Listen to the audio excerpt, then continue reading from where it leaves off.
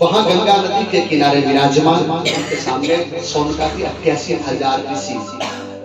उन्होंने प्रश्न किया कि इस कलयुग के अंदर प्राय है व्यक्ति के पास में समय सीमा का एक ऐसा निर्धारण बंधा हुआ है कि आज न चाहते हुए भी अगर आपका बालक छोटा सुबह 7 बजे अगर स्कूल जाएगा तो आपको आपकी प्रार्थना, आपकी भक्ति, आपका संगीत, आपका ज्ञान, आपका वेद, आपका कर्म सब कुछ छोड़ के उसको आपको तैयार करना है।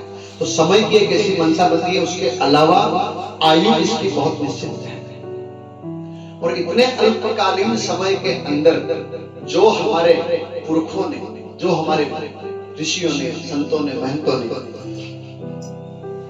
जिन ग्रंथों का निर्माण किया है, उन ग्रंथों का 18 पुराण, गीता जी का, रामायण जी, महाभारत जी अध्ययन, 18 पुराणों का अध्ययन करना, उसके बाद अध्ययन करके भी ईश्वर को प्राप्त करना तो बहुत बड़ी बात हो गई। जिन पुराणों को लिखने में 10-10 हजार वर्ष लग गए तो 100 वर्ष की आयु के अंदर आदमी क्या पढ़ पाएगा, जीवन में क्या शिक्षा ग्रहण कर पाएगा।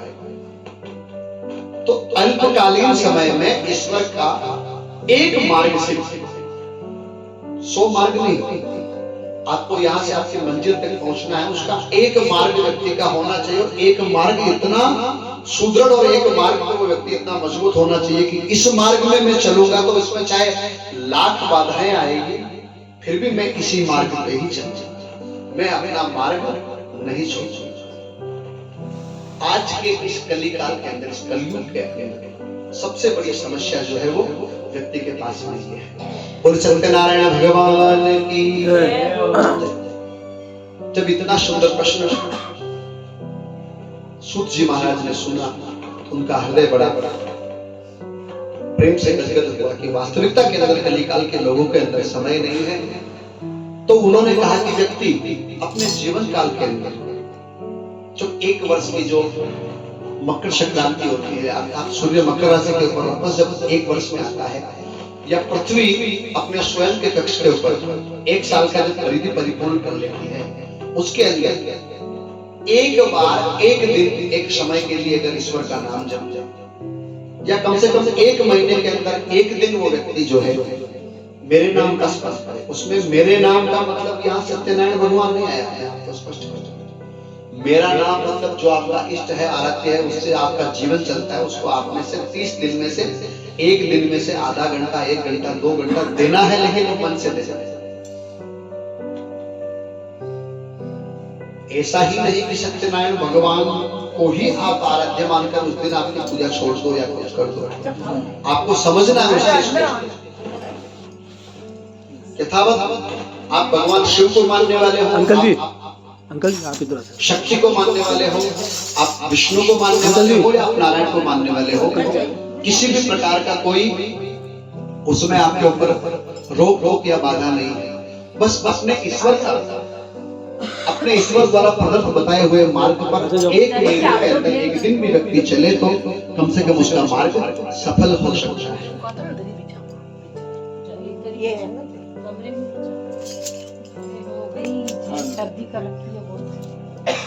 तब सूत जी महाराज ने कहा सोनकादि 88,000 ऋषियों को, हे ऋषि, मैं आपको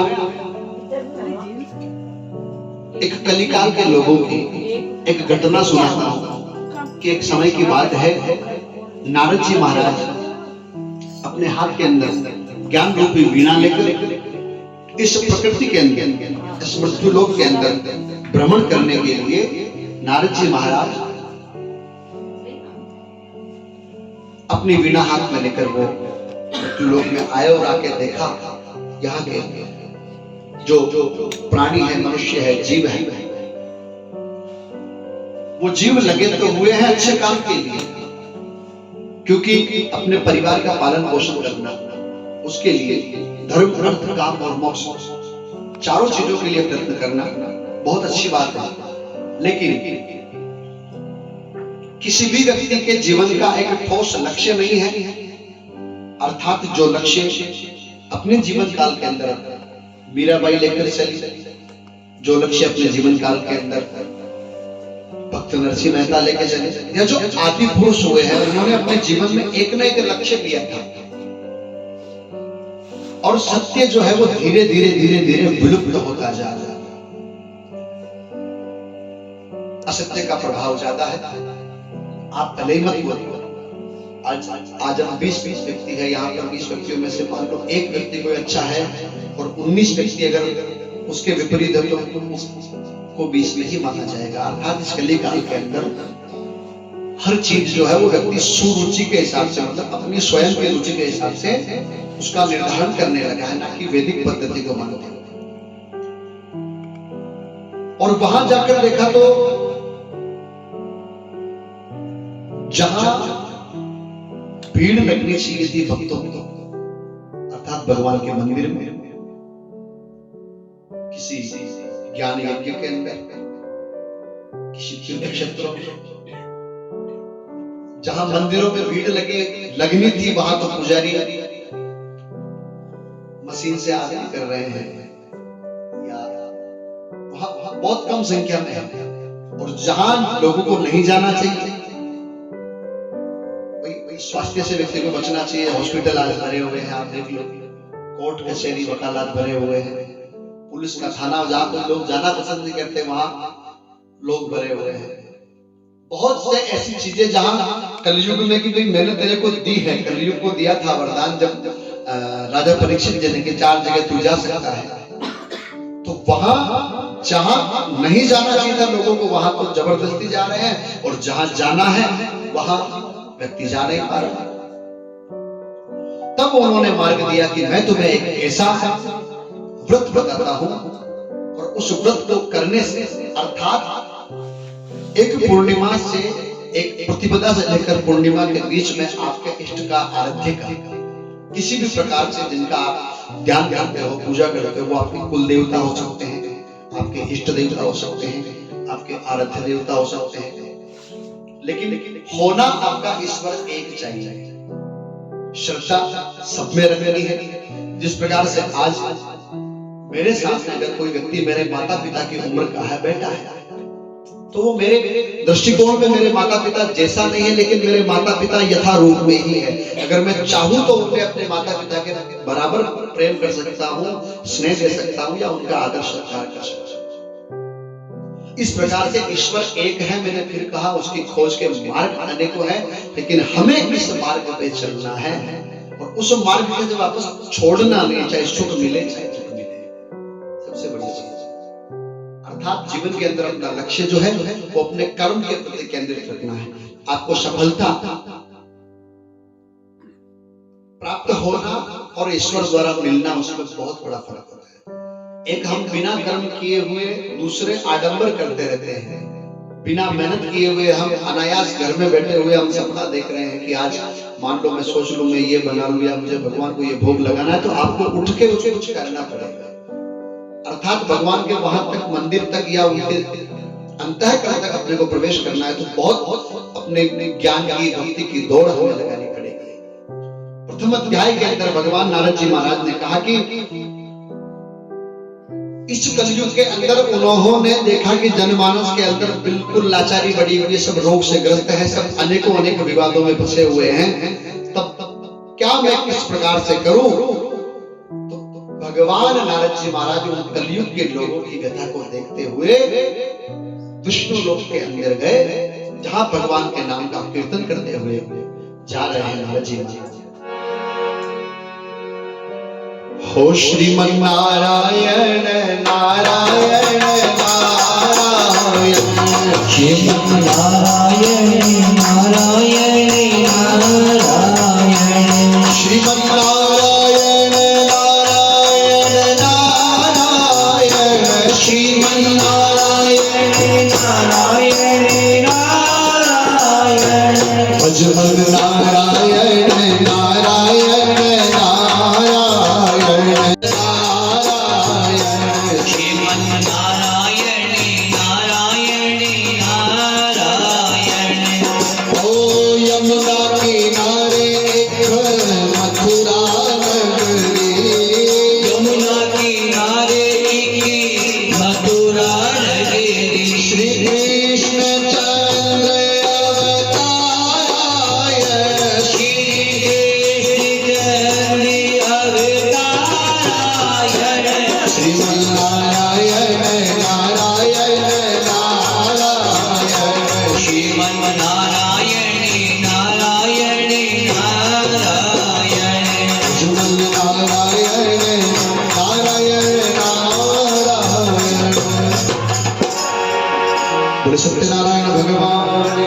जय हो। भगवान विष्णु के शरण में नारद जी महाराज गए और नारद जी महाराज विष्णु की शरण में जाते ही विष्णु भगवान से प्रार्थना करी कि हे भगवान, बहुत बड़ी विडंबना है इस कलयुग के लोगों की, और आपसे निवेदन है कि आप इस कलयुग के लोगों का ध्यान, इस कलयुग के अंदर व्यक्ति को 18 वर्ष 20 वर्ष की आयु तक उसे, जिस व्यक्ति को ये नहीं पता कि उसका ईश्वर, उसका धर्म, उसका संस्कृति क्या है, वो व्यक्ति आगे जाकर क्या करेगा? वो व्यक्ति आगे जाकर कुछ भी नहीं कर पाएगा। और सबसे बड़ी बात कि इस दुनिया के अंदर आज जो सनातन की व्याख्या है वो बहुत बड़ी दुर्लभ है। लोगों को, बहुत कम लोगों को अपने इस धर्म के बारे में या अपने ग्रंथ या अपने ईश्वर के बारे में पता है। बाकी सारे लोग अनभिज्ञ ही हैं। ये मान के चलो कि आज आप जितने बड़े शहर में जाओ, वहां के शहर की गति, अगर मान लो ये भीलवाड़ा अपना शहर है, आज हम यहाँ बैठे हैं, ये अगर 20 किलोमीटर प्रति घंटे की रफ्तार से चल रहा है, अर्थात यहाँ का गति है वो 20 किलोमीटर प्रति घंटे की रफ्तार से चल रहा है, तो वहां से जो दूसरा कोई शहर मान लो, तो वहां 40 गुना है, 20 गुना, 60 गुना, 100 गुना। वहां के लोगों को तो बिल्कुल समय ही नहीं। आप दिल्ली शहर में कभी अपने मित्र से या कहीं विदेश में अगर आपका कोई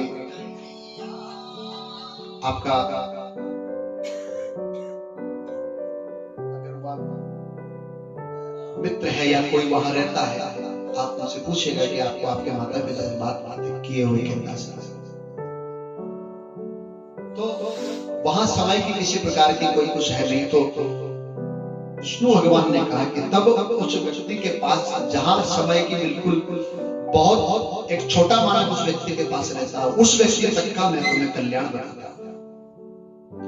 तब भगवान विष्णु ने कहा कि मैं ही इस प्रकृति का निर्वहन करता हूं, अर्थात मैं मुझसे निकला हूं। ओम ब्राह्मणोस्य मुखमासीत् बाहु राजन्यः ऊरू तदश्च वैश्यः पदव्याङ्गुं शूद्रो अजायत। इस शरीर के अंदर, आपके स्वयं शरीर के आप नेत्र बंद करके इसकी तुलना कीजिए स्वयं से। लोग क्या करते हैं, बहुत सारे, कभी भी किसी कथावाचक ने, किसी ब्राह्मण ने ये नहीं कहा कि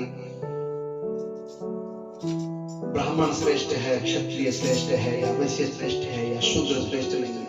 ये सिर्फ हमारे लोगों के मन की कल्पना है। ईश्वर स्वयं कह रहे हैं कि ब्राह्मणों से मुखमा, किसी भी व्यक्ति के शरीर के अंदर जो नेत्र से लगाकर कंठ और हृदय तक का मार्ग है, उसमें ब्राह्मण बन के बैठ गए, अर्थात ज्ञान भक्ति अपने मुखारविंद से निकली हुई चीज वो ब्रह्मवत रूप में ही निकलेगी, चाहे किसी के मुखारविंद से निकले।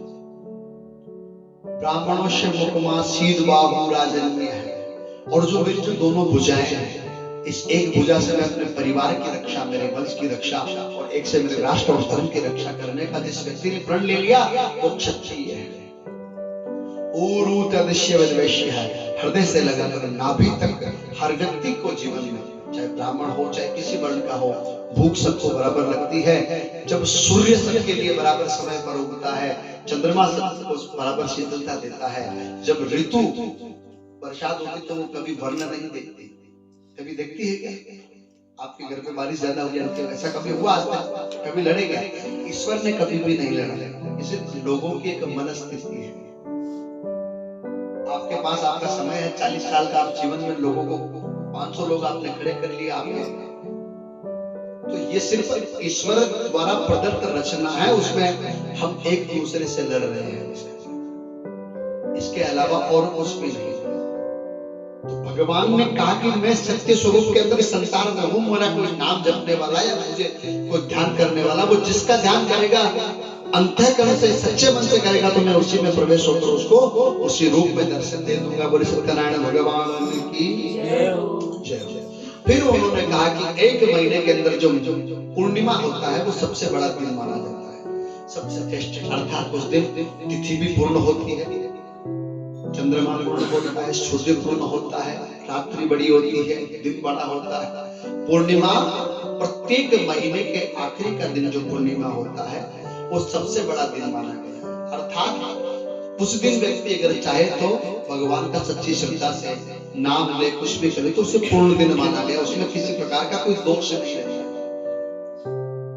उस दिन मेरा भक्त मेरे सामने उसी के घर के अंदर किसी भी प्रकार की उसकी श्रद्धा हो, शक्ति हो, फल हो, प्रसाद हो, मेवा हो, अन्न का बनाया हुआ भोग हो, उसको लेकर वो स्वयं व्रत करे और उसके परिवारजन के लोग भी अगर व्रत करना चाहे, रखना चाहे तो व्यक्ति कर सकता है। दूसरी एक बड़ी चीज कि मैं आपको व्रत और एकासना आप जो करते होंगे उसके बारे में हर व्यक्ति करेगा। आप भी व्रत करते हो, मैं भी व्रत करता हूँ, एकासना आप भी करते हो, मैं भी करता हूँ, लेकिन व्रत और एकासना के अंदर एक भेद है, शायद संभव है आपको जानकारी भी होगी, लेकिन मेरी दृष्टिकोण में व्रत होता है किसी भी चीज को धारण करने से पहले की जो विधि होती है उसे हम कहते हैं व्रत। जैसे इंग्लिश में प्रोसेस होता है, मेरे को यहाँ होम लोन चाहिए तो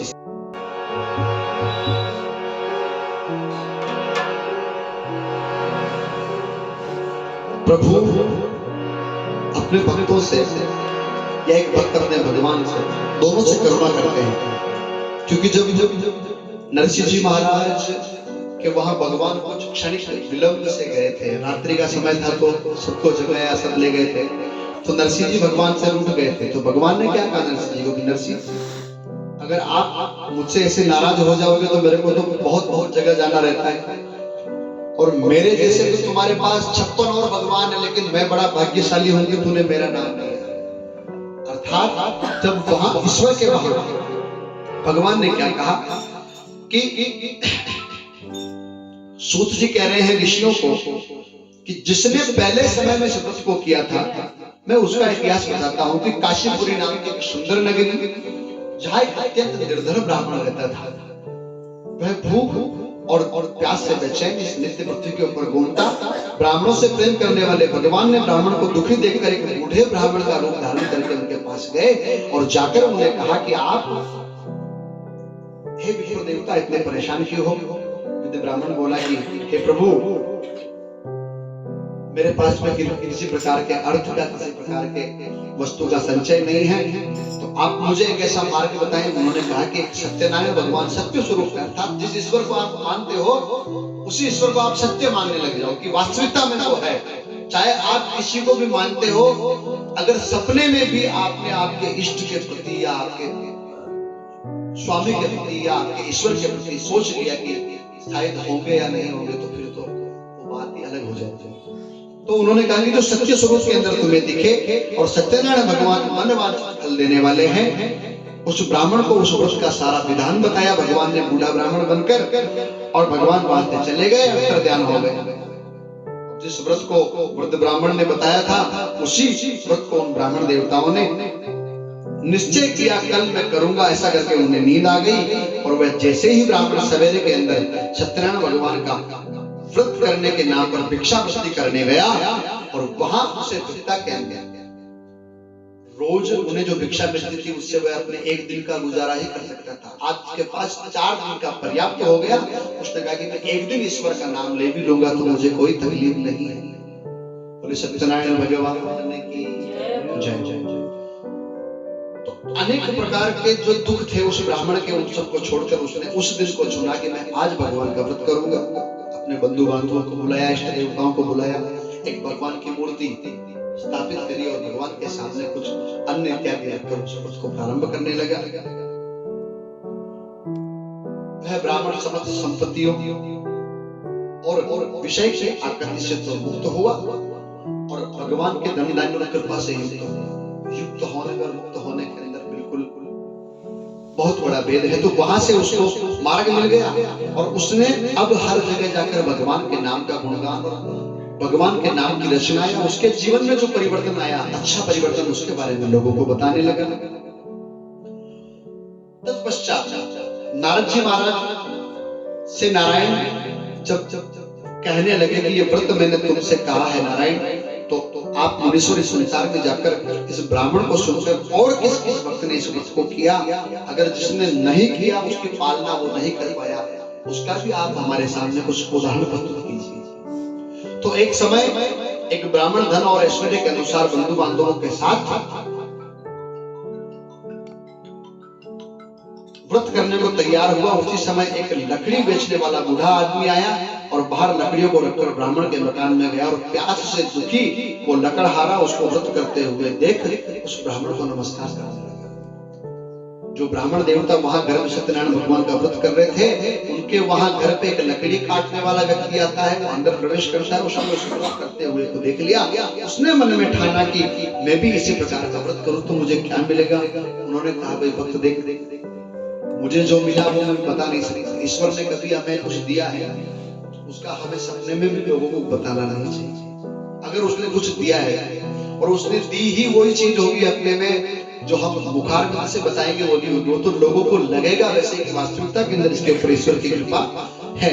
कृपा करके मुझसे कहो। तो उस ब्राह्मण देवता ने उस लकड़हारे को अर्थात लकड़ी का काम करने वाले व्यक्ति को सारे व्रत के बारे में बता दिया। आज वो लकड़ी बेचने गया जब बाजार में, तो रोज की जो उसकी प्राप्ति होती थी उससे 4 गुना धन की भी बढ़ती हुई मिला और वहां से वो लकड़हारा निकला। फिर उस भक्त ने वहां प्रसन्न होकर केले की पूली, शक्कर, घी, दूध, दही, पंचामृत, गेहूं और जो प्रसाद बनाने के लिए जो सातु बनाते हैं उसके लिए जो भी आवश्यक सामग्री थी वो ली और अपने समस्त भाइयों को बुलाकर भगवान का पूजन और व्रत किया। और व्रत के प्रभाव से वह बूढ़ा लकड़हारा धन पुत्र इत्यादि से युक्त होता है। बोले सत्यनारायण भगवान की। तब सूर्य महाराज ने कहा कि हे श्रेष्ठ मुनियों, आगे की कथा तो मैं कहता हूं कि पहले के समय में उल्कामुख नाम का एक बुद्धिमान राजा था। उल्कामुख नाम का राजा, वह सत्य वक्ता और जितेंद्रिय था। प्रतिदिन देव स्थानों पर जाता था, भगवान का हरि कीर्तन करता था एवं गरीब एवं असहाय लोगों के कष्ट दूर करता था। और उसकी जो धर्म पत्नी थी वह कमल के समान मुख वाली एवं अर्थात सुशील और सगुण सती शांति थी। भद्रशिला नदी के तट पर उन दोनों ने सत्यनारायण भगवान का व्रत किया। उस समय वहां एक साधु वैष्णव और आता है, उसके पास व्यापार के लिए बहुत सा धन था। वह नाव को किनारे पर ठहरा कर राजा के पास आ गया और राजा को व्रत करते हुए देख उससे पूछने लगा राजा जी से कि हे राजा जी, आप क्या कर रहे हो? राजन भक्ति से आप किसे याद कर रहे हो, किसका स्मरण कर रहे हो? तो उन्होंने कहा कि मैं सत्यनारायण भगवान का ध्यान कर रहा हूं। जब सत्यनारायण भगवान का ध्यान कर रहा हूं तो अचानक से उसने कहा सत्यनारायण भगवान है क्या, ये आराध्य क्या है, ईश्वर है क्या, या ईश्वर के स्रोत के अंदर है वो सत्यनारायण भगवान।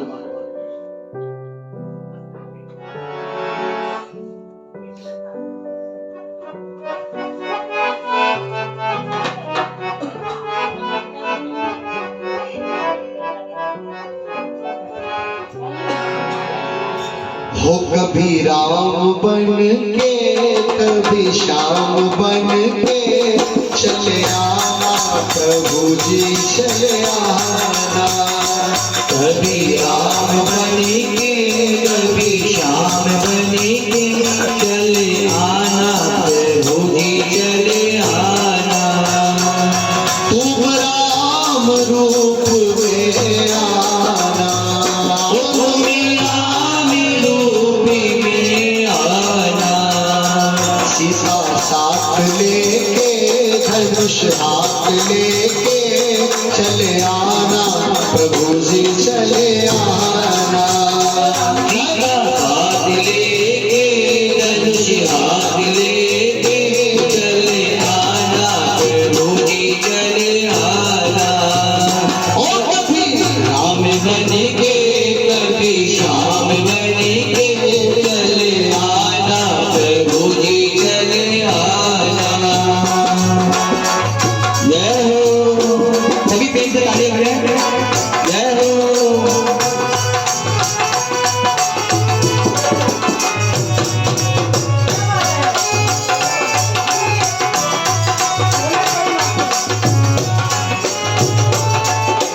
जय हो।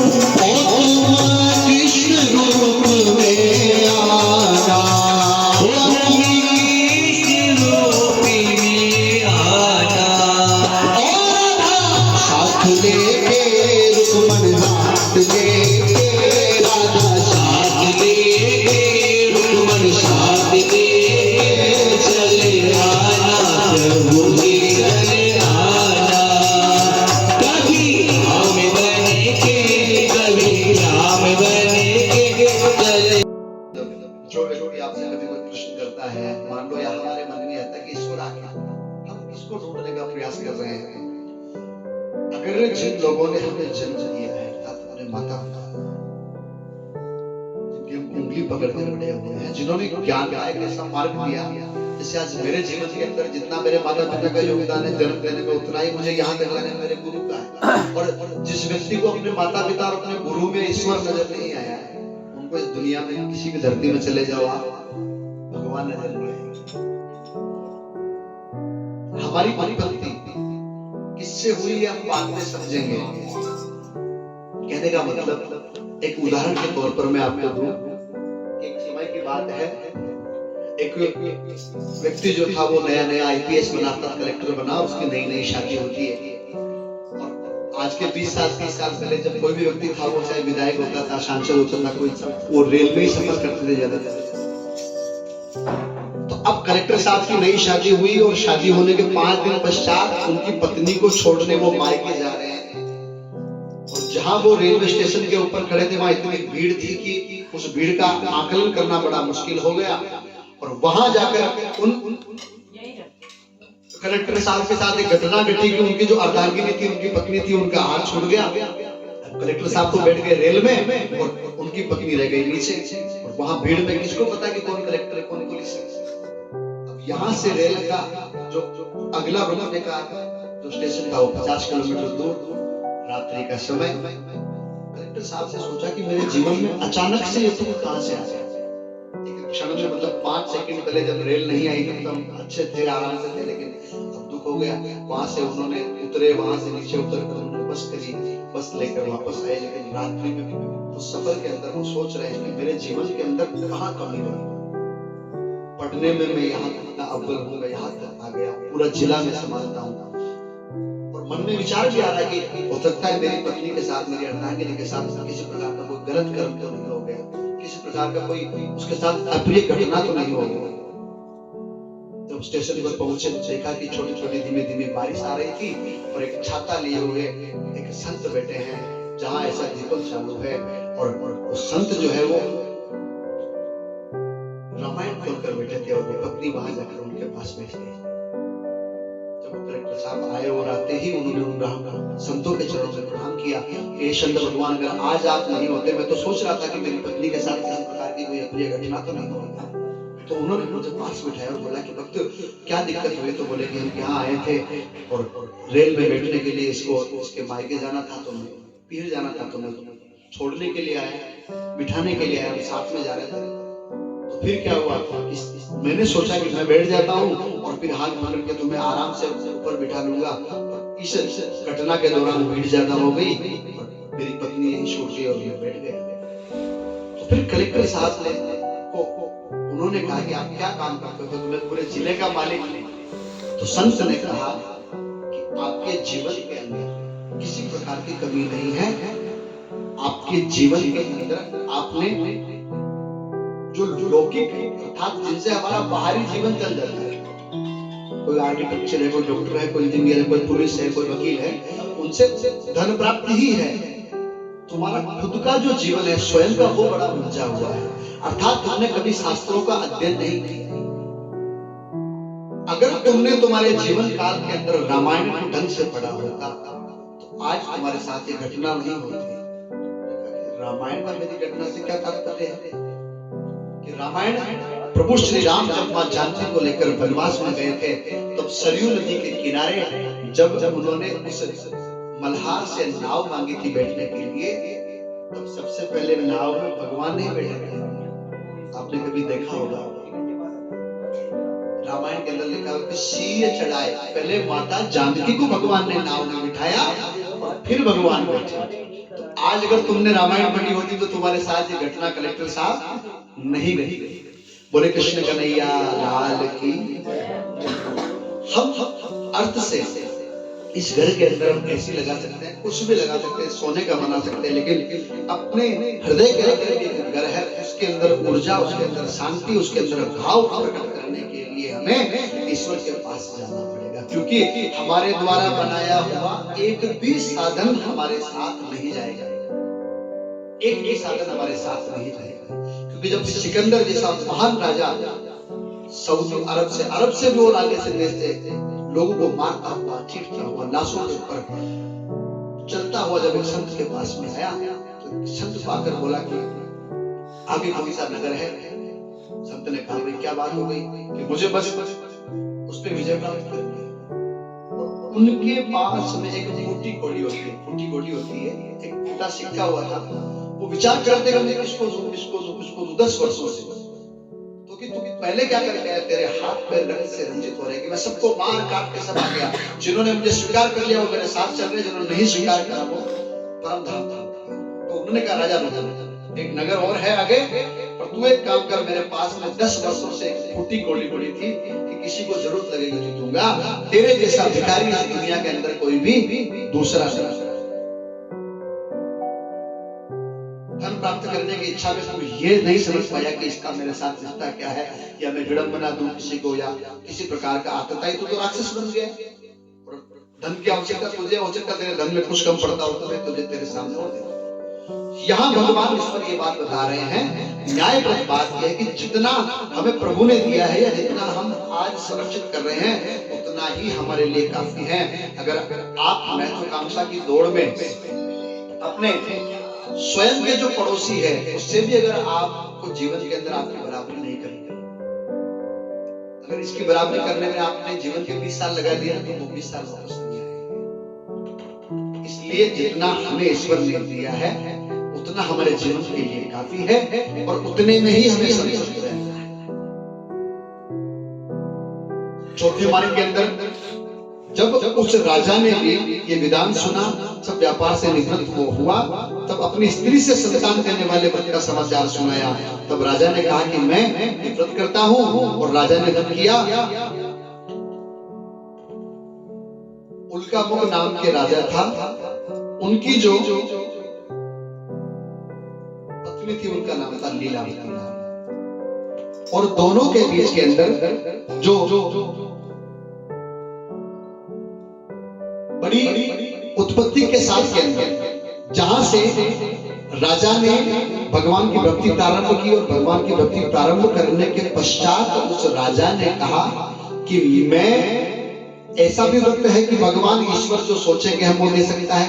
यम यम चिंतयते कामं तम तम प्राप्नोति निश्चितम, अर्थात भगवान के सामने आप जो भी आपकी बाधा सुनाओगे प्रभु को, वो बाधा आपकी पूरी हो जाएगी।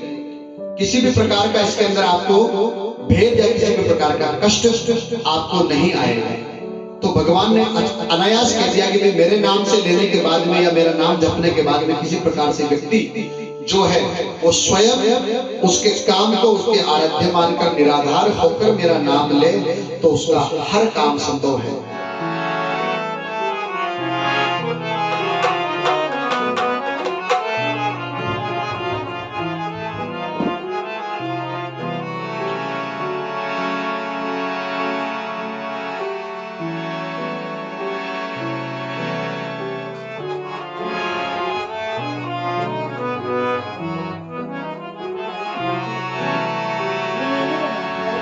कृष्णं द्वैपायनं वन्दे कृष्णं वन्दे व्रजप्रियम्।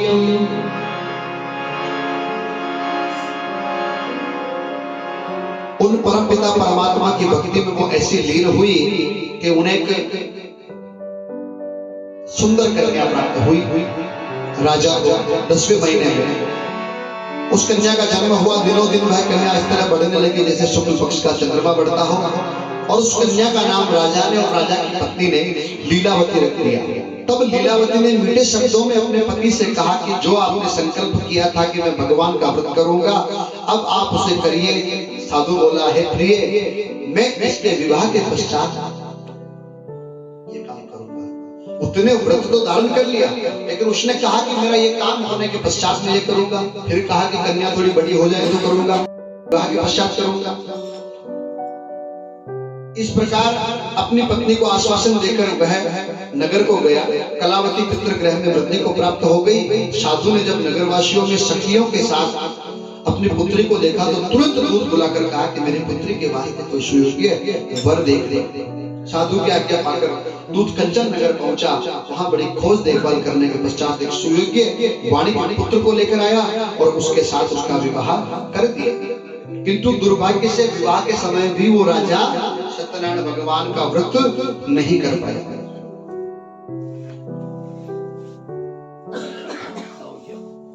उस समय भगवान ने जब घटना देखी, 4 बार उस व्यक्ति को भगवान ने मौका दे दिया। जन्म के बाद, जन्मोत्सव के बाद कुछ कन्या बड़ी हुई थी और विवाह के पश्चात 4 बार में वो ईश्वर ने उसके 4 काम करने के पश्चात भी वो नहीं कर पाया। तो भगवान कुपित हो गए उसके ऊपर और इतना दारुण दिख दिया कि कार्य में कुशल साधु बनिया जमाता सहित समुद्र तट के जब समीप में रत्न पर पहुंचा, दोनों वो जो जमाई और ससुर दोनों थे, उसके साथ में उसका विवाह होने के पश्चात व्रत नहीं किया तो भगवान इतने क्रोधित हो गए और तुम्हें दारुण प्राप्त, भगवान क्रोधित हो गए और श्राप दिया कि तुम्हें इतना दारुण दुख प्राप्त होगा तुम्हारे जीवन में। वहां दोनों ससुर और जमाई चंद्रकेतु नाम के एक राजा के नगर में व्यापार करने लगे। उस व्रत को भूलकर एक रोज भगवान सत्यनारायण की माया से प्रेरित कई चोर राजा का धन चुरा कर भाग जा रहे थे, किंतु राजा के दूतों को आकर देख उन्होंने वो धन घबरा कर उन दोनों के पास रख दिया जहां वो ससुर और जमाई ठहरे हुए थे। जब दूतों ने देखा तो चोर तो भाग गए थे, लेकिन उस धन के पास में वो दोनों बैठे थे और दोनों को उन्होंने गिरफ्तार कर लिया। प्रसन्नता से दोनों वहां जाते हैं, देखते हैं और दौड़ते हुए राजा के समीप गए और राजा जी को उनके जो दूत थे उन्होंने कहा कि इन चोरों को हम पकड़ कर लेकर आ गए, आप अगर आज्ञा दो तो इन्हें कठोर कारावास में डाल दिया जाए। जब उनका सब धन छीन लिया गया तो सत्यनारायण भगवान के श्राप द्वारा उसकी पत्नी भी घर पर बहुत दुखी हो गई और घर पर जो धन रखा था उसका भी चोरों ने हरण कर लिया। अर्थात जीवन के अंदर, यथार्थ के अंदर एकाएक उनके जीवन में सुख की जो घड़ी थी वो दुख में तब्दील हो गई। बोले सत्यनारायण भगवान की जय हो। तब भूख प्यास से अत्यंत अन्न की चिंता में कलावती एक ब्राह्मण के घर गई और उसने सत्यनारायण भगवान का व्रत होते हुए देखा। फिर कथा सुनी तथा प्रसाद ग्रहण कर रात को घर आई। माता ने कलावती से कहा, हे पुत्री, अब तक कहाँ तुम थी? जो उनका नाम का राजा और ब्राह्मण था, उनसे उत्पन्न जो उनकी पत्नी थी लीलावती, उनकी पुत्री का नाम था कलावती। भगवान के पूजन की तैयारी करने लगी। लीलावती ने परिवार और बंधुओं से भगवान के सत्यनारायण भगवान का व्रत किया। जब बेटी ने बताया तो उन्होंने व्रत किया। व्रत करने के अंदर वो संकल्प जो लिया गया था, अभी विष्णु विष्णु विष्णु, कि मेरा ये संकल्प है, तो उन्होंने संकल्प लिया कि मेरे जो दोनों पति और मेरा जो दामाद है वो सकुशल वापस हमारे घर को आ जाए। तब भगवान सत्यनारायण ने चंद्रकेतु नाम के राजा को दर्शन दिए और कहा कि जो भी तुमने इनको गिरफ्तार कर रखा है उन्हें ये धन वापस देकर इन्हें तुरंत प्रभाव से वहां से विदा कर दो। तब वो दोनों वैश्य और दामाद और ब्राह्मण को प्रातः छोड़ दिया और अब वो दोनों वो धन लेकर वो वापस अपने इधर नगर को आ गए। यहाँ भगवान ने एक रूप और धारण किया, एक वाणी